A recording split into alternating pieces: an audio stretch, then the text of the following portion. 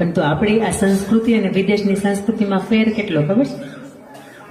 આપણી સંસ્કૃતિ એટલે તમારે મારે ઘરને આંગણે મહેમાન આવે ને તો આપણે લોકગીતની અંદર સરસ મજાના ગીતો છે કે તારા આંગણીયા પૂછીને કોઈ આવે તો આવકારો મીઠો આપજે.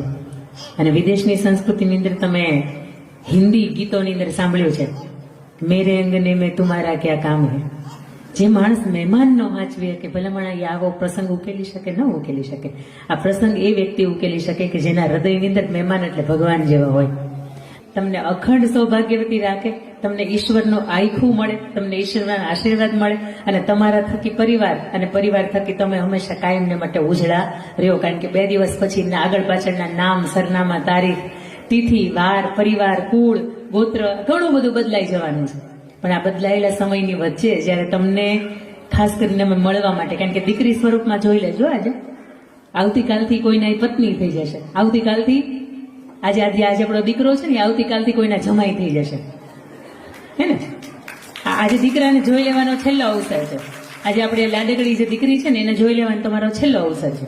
આવતીકાલથી એના આગળ પાછળના નામ છે ને એ બદલાઈ જશે. આજ સુધીમાં પ્રતિકભાઈનું નામ કોઈની પાછળ નહોતું લાગતું, હવેથી પ્રતિકભાઈનું નામ છે ને કોઈની પાછળ લાગશે. પણ મહત્વની વાત તો એ છે કે ભાઈના લગ્ન તો છે જ, પણ એની સાથે સાથે જયારે બેનના લગ્ન છે ને ત્યારે કન્યાદાનની બહુ મજાની વાત આવતી હોય અને કન્યાદાનની સાથે સંસ્કારદાન આવો શબ્દ આપણે લીધો છે.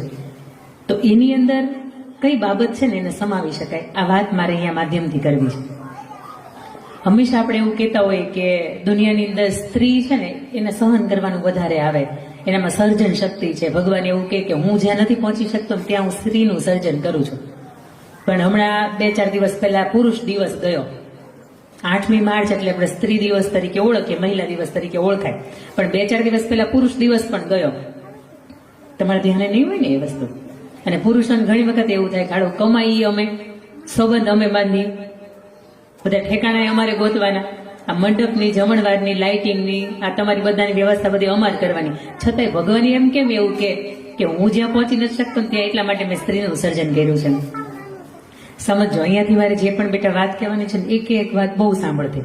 કારણ કે ઘણી વખત એવું થાય કે બાપ તરીકે અમુક વાત તમને કહી ન શકે, મમ્મી તરીકે અમુક વાતમાં તમને મર્યાદા નડે એટલે તમને કહી ન શકે, કાકા તરીકે હંમેશા તમે લાડકા રહ્યા હોય એટલે તમને નહીં કહી શકે, દાદાને તો હંમેશા તમે લાડકા રહ્યા હોય એટલે એ નહીં કહી શકે. જે વાતો તમને કદાચ શિખામણના ભાથારૂપી કોઈ કહી ન શકે ને એ વાતો મારે અહીંયાથી આપણે કહેવાની છે. કારણ કે ઉંમર જયારે આપણી નાની હોય અને જયારે સગવણ થઈ જતા હોય ત્યારે પરિવારની હાએ હામાં આપણે હા કરી હોય. મમ્મીની સાડી આપણે પહેરી લઈએ અરીસામાં જોઈએ ને પછી મમ્મીનો જૂનો ફોટો ને આપણો ફોટો સરખાવીએ તેમ લાગે